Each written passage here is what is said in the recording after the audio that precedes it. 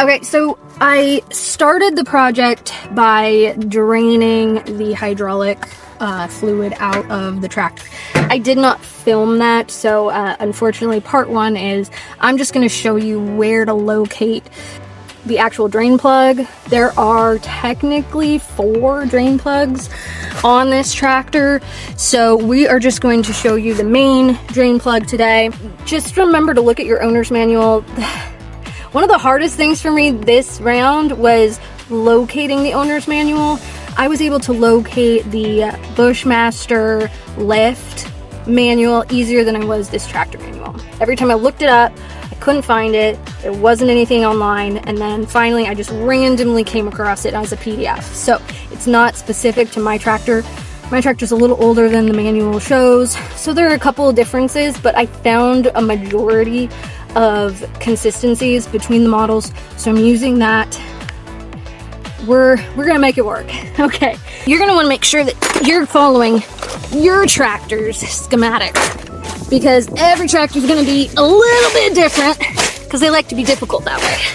You are also gonna want to get a few buckets, because this is a lot of fluid in here. It's 14 gallons, if I'm right. It's about 14 gallons. All right, I'm gonna turn around here.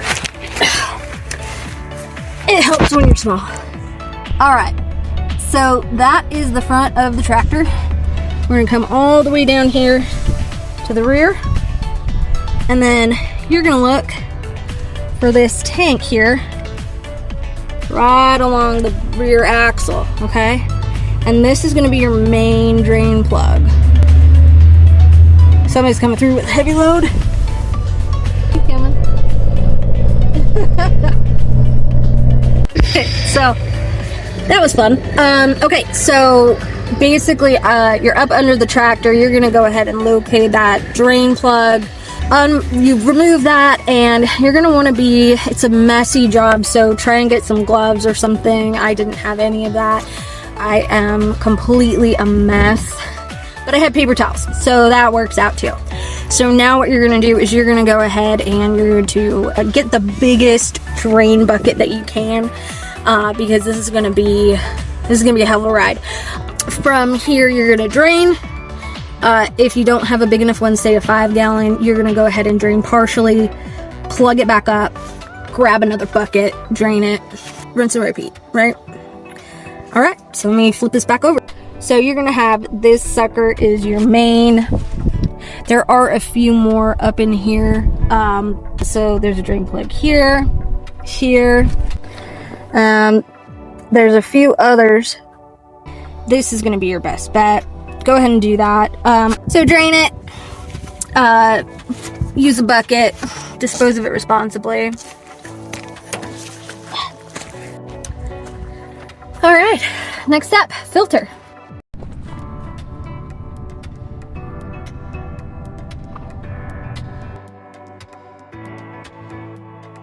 Come on. I need you to work with me. There we go.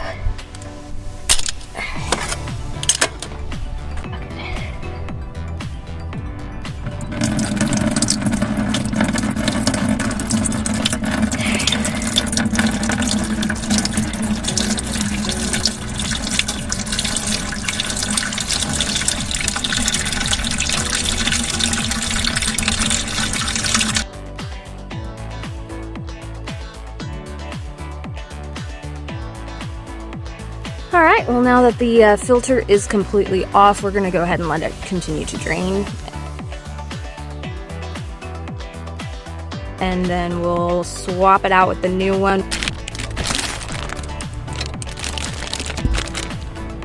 We're going to go ahead and put some clean oil to lubricate the gasket. And then follow the directions. On this particular tractor, it states to screw the filter on until the gasket hits, and then do a 3/4 turn. So we're going to follow those instructions and get this up.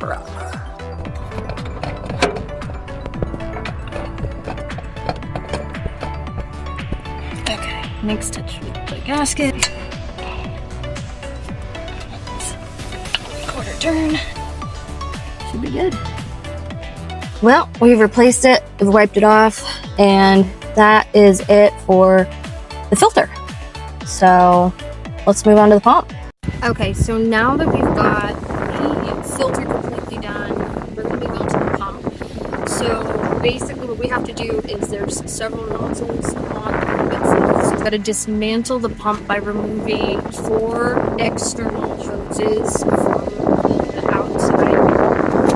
We have to take the few bolts out. There is a mount plate that also has to be removed. And then from there, we can go ahead and use a nice plastic mallet to go ahead and start drilling. So the external belt is what causes the internal functionality of the pump to run. So that's what we're aiming to dislodge.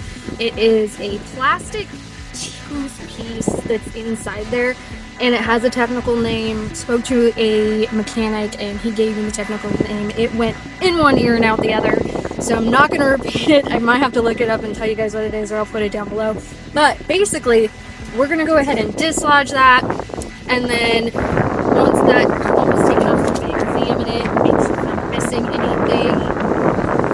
And then once that's up, we'll go ahead and swap it out with the pump. So let's go ahead and get started on taking off that pump.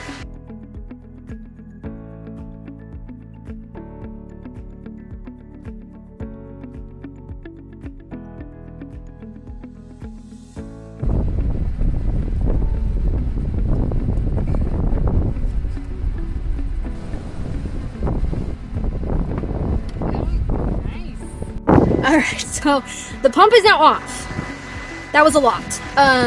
We got the pump off. Now basically we examined it. We've discovered that there are several missing gaskets, or the gaskets just disintegrated.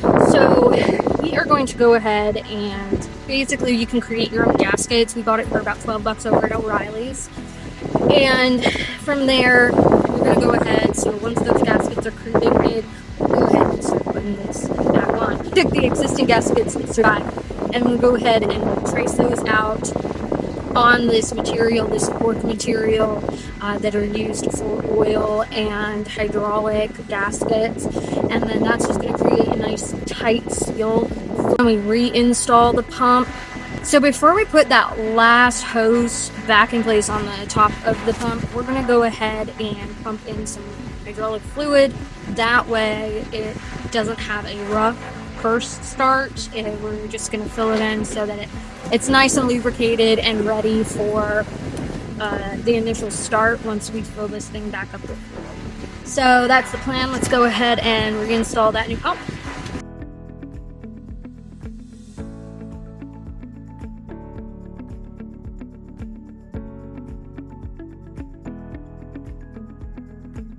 Okay, so recap. We ended up draining the entire hydraulic fluid system. We ended up removing and replacing the existing filter with a new one. That is basic maintenance. They say every 600 hours. This tractor has about 1,500. We went ahead and just did that. And then the pump had gone out, or we assumed the pump had gone out. There was several different things online that we could have troubleshot. The main one was cleaning out the hydraulic filtering screen, which I cannot locate the screen, so I don't think it has. So of course the easy fix doesn't exist in this tractor. So we went straight for the pump. So with that, we ended up going ahead and removing the pump. We realized some gaskets were missing and were just dissolved.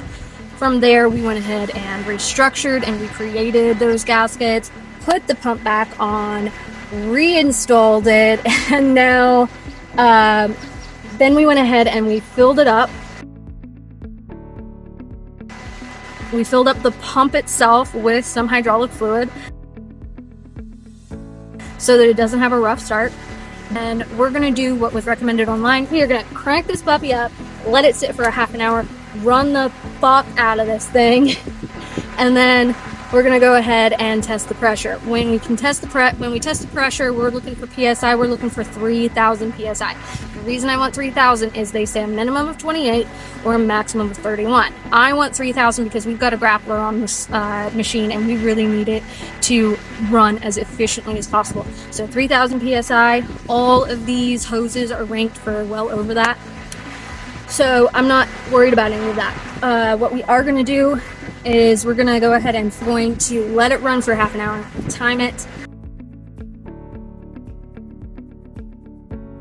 So we'll time it 30 minutes, come out, test the pressure. If it's not at 3,000 PSI, we're going to fill it up just a little bit more, then let it sit, run for 10 more minutes, test the pressure again. That should take care of the pressure problem.